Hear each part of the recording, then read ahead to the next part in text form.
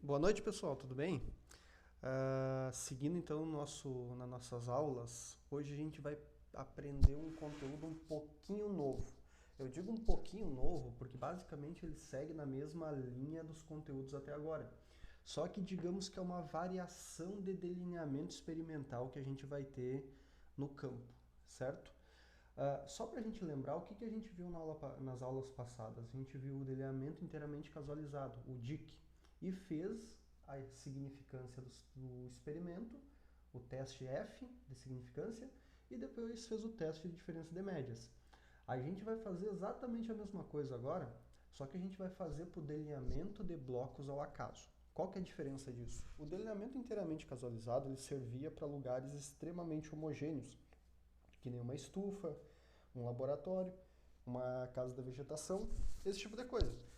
Agora a gente vai ver um delineamento que ele serve para a gente fazer experimentos a campo.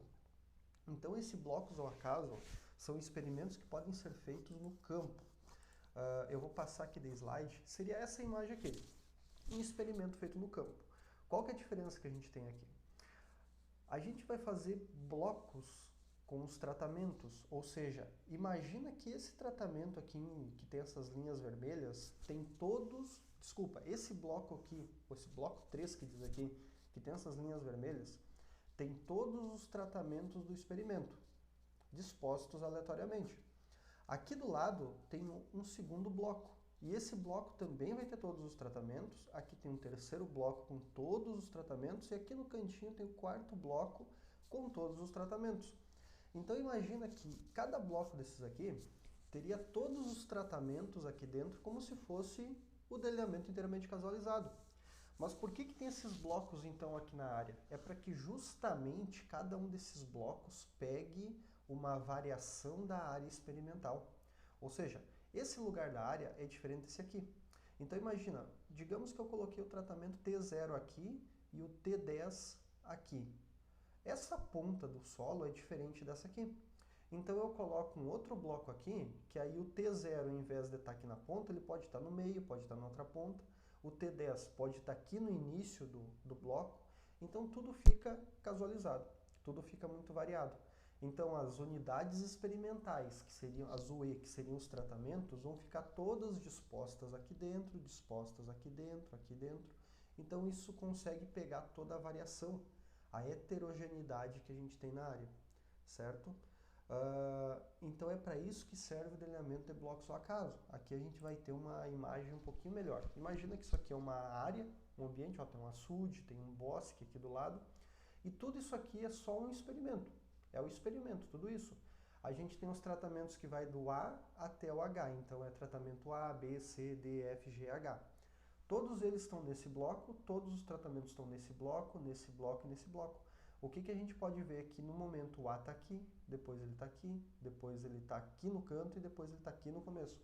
Ou seja, todos os tratamentos estão dispostos aleatoriamente dentro de blocos completamente casualizados. Então isso está tudo variado aqui dentro da área, está tudo casualizado dentro da área. O que seria o delineamento inteiramente casualizado? O delineamento inteiramente casualizado seria só um bloco desses, em que eu coletaria várias repetições dentro do C, dentro do F, dentro do D. Só que eu teria que dizer que o meu delineamento inteiramente casualizado, o DIC, teria que ser tudo homogêneo aqui. Como é uma área de campo, não tem como ser tudo homogêneo. Por isso que eu faço os blocos, justamente para pegar essa heterogeneidade. Por isso que agora é uma afirmação. Para todos os experimentos feitos a campo, a gente prioriza utilizar delineamento de blocos ao acaso, o DBA, certo?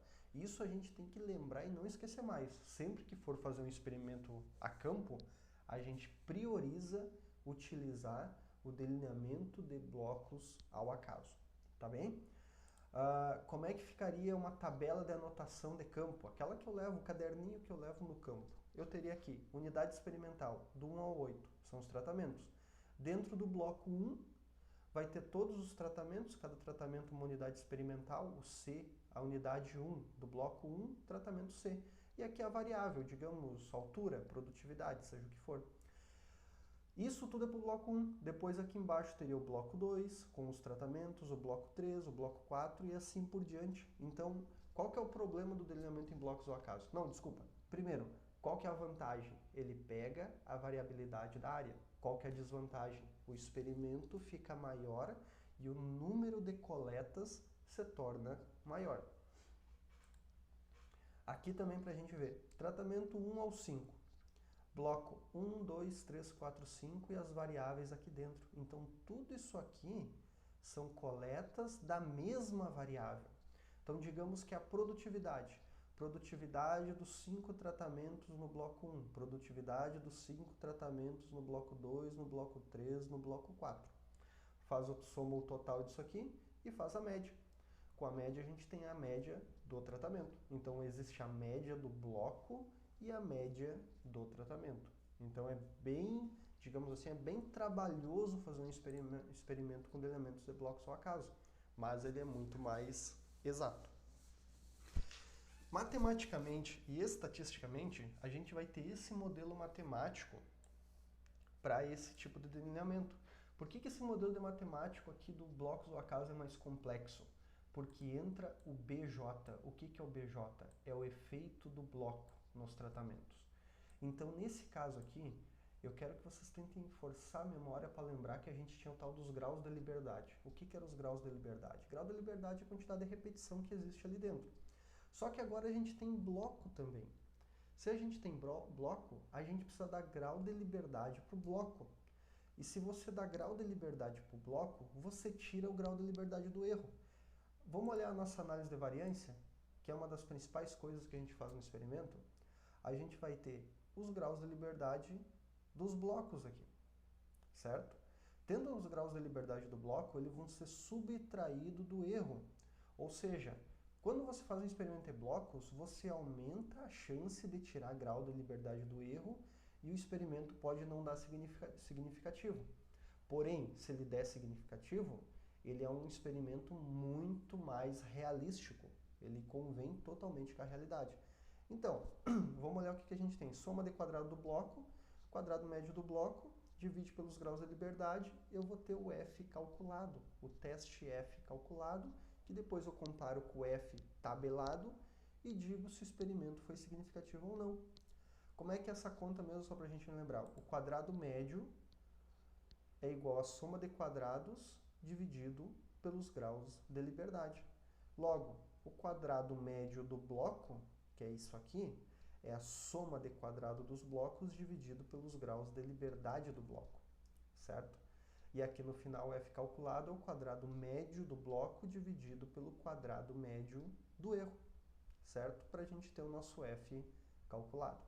Tudo bem? Mas como eu prometi para vocês que a gente não ia fazer essas contas à mão, a gente não vai fazer. Mas só que a gente tem que lembrar de uma coisa. A gente, fazendo análise de variância num experimento de blocos ao acaso, entra a fonte de variação ou a causa de variação bloco. O que é causa de variação? Se existem blocos dispersos numa área, isso é uma causa de variação provável. Vão ter grau de liberdade. E aqui no final vai ter que ter um teste F, se foi ou não significativo, o bloco também. Aí aqui nesse caso, então, a gente vai ter dentro da análise de variância interpretação para bloco no teste da hipótese. A mesma coisa que a gente fez no DIC, no delineamento inteiramente casualizado. Letra A, estabelece as hipóteses. Qual que é a hipótese? H0, bloco não são heterogêneos. H1, blocos são heterogêneos. O que a gente quer aqui? Que os blocos sejam heterogêneos. Por que isso? Porque para mim fazer um experimento de blocos ao acaso, tem que ter um motivo. Qual que é o motivo? É justamente pegar a heterogeneidade da área. Se depois de fazer a análise de variância ela me disser assim, ó, que os blocos não são heterogêneos. Se disser que não é heterogêneo, eu não precisava ter feito bloco ao acaso. Eu poderia ter feito um DIC, um inteiramente casualizado. Então, o que eu quero aqui na análise de variância é que a análise me diga que os blocos são heterogêneos, ou seja, os blocos têm que ser diferentes. Imagine assim, vocês têm uma lavoura. Eu posso colocar um bloco ao acaso no topo da lavoura e outro bloco lá no fundo da lavoura. Aí eu vou pegar a heterogeneidade da lavoura, não tem problema. Eu não preciso fazer os blocos um do ladinho do outro no experimento. Eu posso lançar meus blocos tudo variado no meio da lavoura. Isso não tem problema. Eu posso fazer isso. Porque justamente eu quero que eles sejam heterogêneos. Se eles forem heterogêneos, eu aumento a chance do meu experimento estar de acordo com a realidade. Me disser exatamente o que vai acontecer na prática. Letra B, eu estabeleço o nível de significância. Qual que é o nível de significância que a gente combinou que sempre ia fazer? 5%. 5% em decimal é 0,05. Eu quero que a minha significância do meu tratamento seja menor que 0,05. Aí eu vou calcular o F calculado, que eu mostrei antes aqui na tabela, e vou achar meu F tabelado. O F tabelado eu encontro lá naquelas tabelas prontas dos livros. Vou ver o F tabelado e vou ver isso na tabela a seguir. Vamos passar aqui para baixo. Aqui está o F tabelado. Pelos graus de liberdade do bloco, do experimento, e os graus de liberdade do erro, eu vou encontrar um valor de F tabelado. Eu tenho meu F calculado e meu F tabelado. O que eu faço então? Eu vou decidir. Como é que eu decido? Eu vou ter o F tabelado, digamos que seja 5. Aqui para bloco, no caso. E o meu F calculado do bloco deu 8. Ou seja, o F calculado do bloco foi maior que o tabelado, por isso que ele está desse lado, está aqui no 5%, a região crítica. Se tiver aqui à direita do F tabelado, meu F calculado, e ficou dentro dos 5%, eu rejeito H0. Se eu rejeitar H0, eu vou aceitar H1 e vou dizer assim, que os blocos são heterogêneos a nível de 5% de probabilidade de erro ou de significância, ou seja, o uso do bloco foi eficiente. O que isso quer dizer então? Que deu certo o experimento ser feito em bloco. Deu certo isso. Foi ok, perfeito. Porque o que ele me disse se ele ficou, o F calculado foi maior que o tabelado e foi menor que 5%? Quer dizer que os blocos foram heterogêneos e pegaram a variabilidade do experimento, da área, desculpa. Se o meu F tabelado foi 5 e o F calculado do bloco foi 3, ele ficou aqui à esquerda. Ele ficou na aceitação do H0, nos 95%. Ou seja, eu aceitei H0. E aí eu estou dizendo então que meus blocos são homogêneos. Eles não são heterogêneos. Se os blocos forem homogêneos, eles não foram eficientes. Ou seja, em próximos experimentos eu posso utilizar o DIC, porque eu estou dizendo que a minha área foi homogênea. É isso que eu quero? Não, não é isso aqui que eu quero. Eu quero isso. Eu quero que meus blocos sejam heterogêneos para mim pegar a variabilidade da área. Isso tudo para bloco. Aí eu vou ter que fazer a mesma análise de variância para tratamento. Aí o que eu faço? Estabeleço as hipóteses, a mesma coisa. H0, as médias dos tratamentos não diferem. Eu não quero isso. H1, pelo menos uma média do tratamento difere. É o que eu quero. Nível de significância tem que estabelecer 5% ou 0,05, que é a mesma coisa. Calcula o F calculado e compara o F tabelado e compara com o F calculado, mesma coisa. Deixa eu trocar aqui, ficou F calculado também, mas é F tabelado. Calcular o valor de F tabelado entre blocos. Opa, desculpa, é isso mesmo. F calculado entre blocos, F calculado é igual ao quadrado médio do tratamento pelo quadrado médio do erro. E aí eu vou ver o F tabelado e vou comparar na tabela a seguir. Vamos ver aqui embaixo. Eu pegaria os graus de liberdade do tratamento, aqui nas colunas, pelo grau de liberdade do erro aqui na linha e acharia o valor. E vou comparar. Aí a mesma coisa. Digamos que o meu F tabelado, aqui de cima, foi 4. E o meu F calculado na análise de variância foi 7. Ou seja, F calculado maior que tabelado. Eu estou na região do H1 dos 5%. Se eu estou na região do H1, eu rejeitei H0 e concluí que as médias do tratamento diferem entre si a 5% de probabilidade. O que quer dizer na realidade se 5% é probabilidade mesmo? Que se eu fizer meu experimento 100 vezes, apenas em 5 vezes vai dar errado. Em 95 vezes vai dar certo, vai dar de acordo com a realidade. E isso é bom. Então, pelo menos 2 tratamentos vão diferir, certo? Agora, se meu F tabelado deu 4 e o calculado deu 2, eu fiquei na região de aceitação de H0. Então, eu aceitei H0 e não aceitei H1. Então, isso quer dizer que as médias dos tratamentos não diferem. E não é o que eu quero. Porque aqui está me dizendo que meu tratamento foi tudo igual. Meu experimento não deu certo, digamos assim. Ele não mostrou diferenças. Tá bem? E no final a gente vai ter, então, aquela conclusão que vem da análise de variância. Após o teste, a gente faz a seguinte coisa. Se não há diferença entre as médias dos tratamentos, quer dizer que nenhum tratamento difere. Eu paro por aqui, não tenho o que fazer. Agora, se ele me disse que eu rejeitei H0 e aceitei H1, que pelo menos 2 tratamentos diferem, o que eu tenho que fazer? Aquilo que foi feito na aula passada, um teste de diferença de médias, que aí tem o Tukey, o Duncan, o Scott-Knott, o DMS, entre outros. Ou uma análise de regressão, mas isso a gente vai ver nas aulas mais pra frente, tá bem? Agora vamos fazer o seguinte, para todo mundo entender, a gente vai fazer uma análise junto, que é a seguinte. Aqui são os mesmos dados.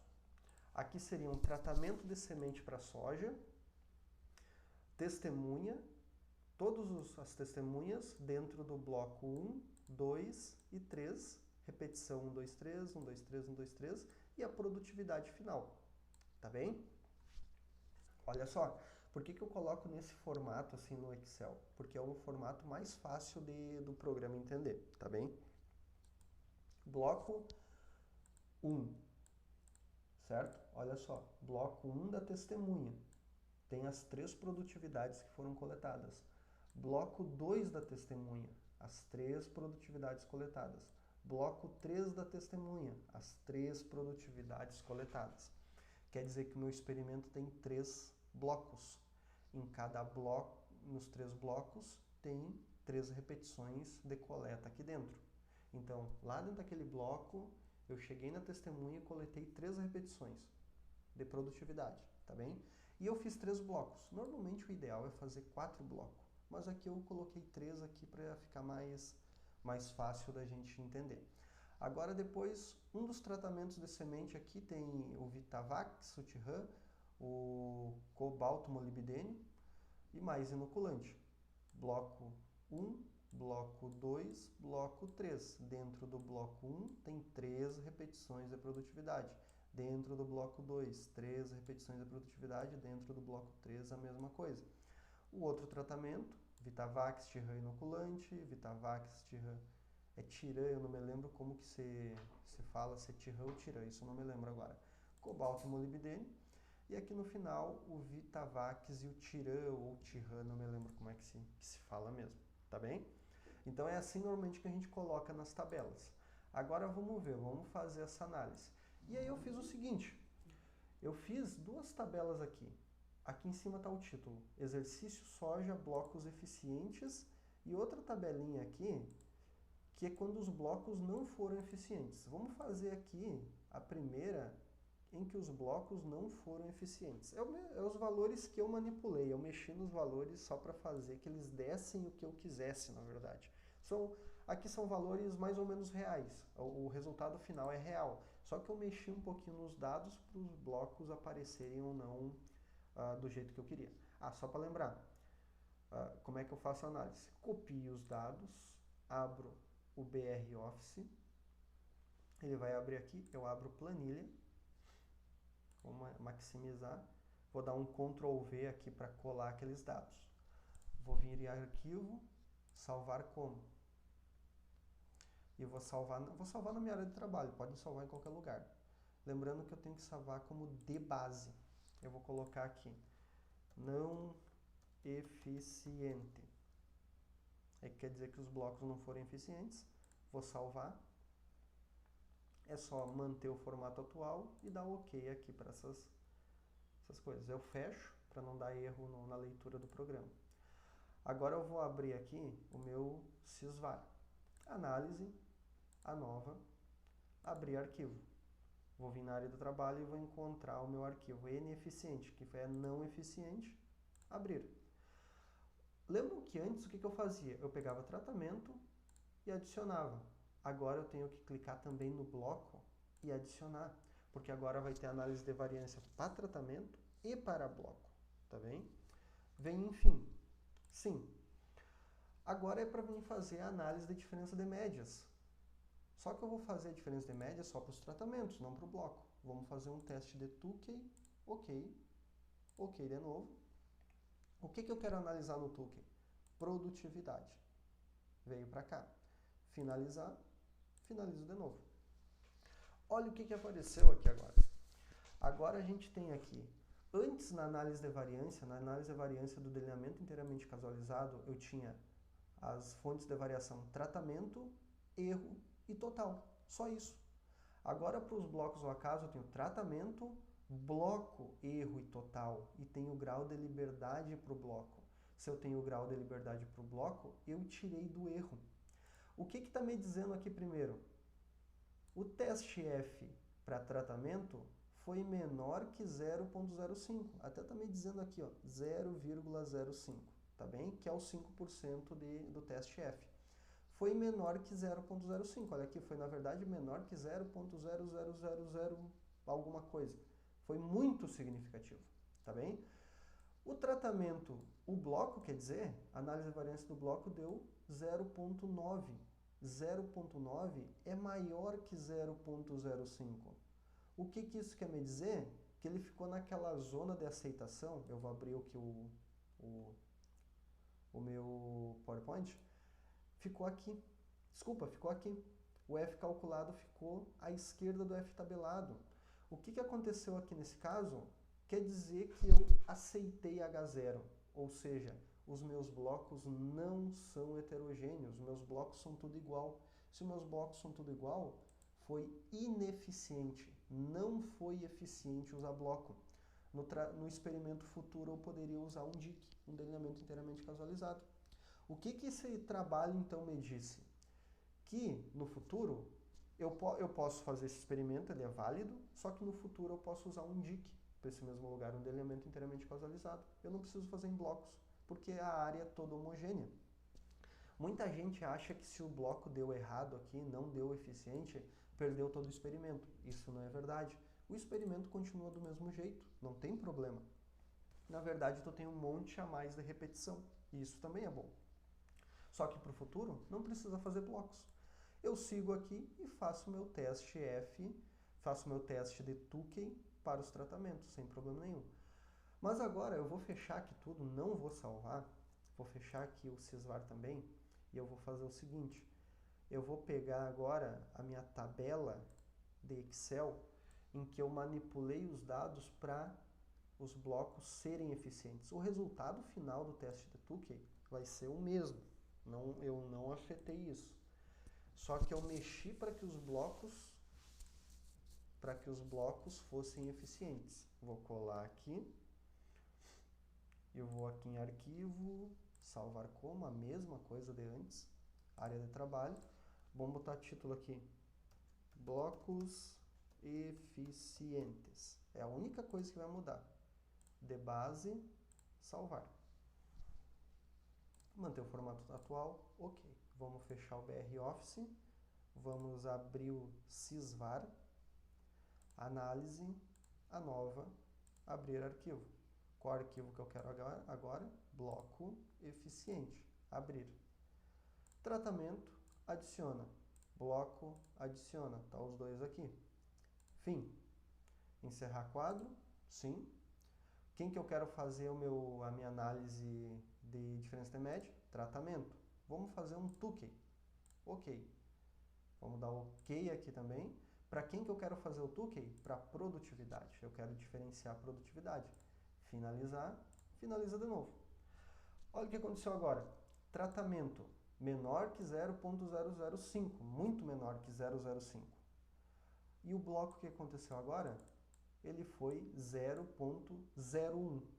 0,01 é menor do que 0,05.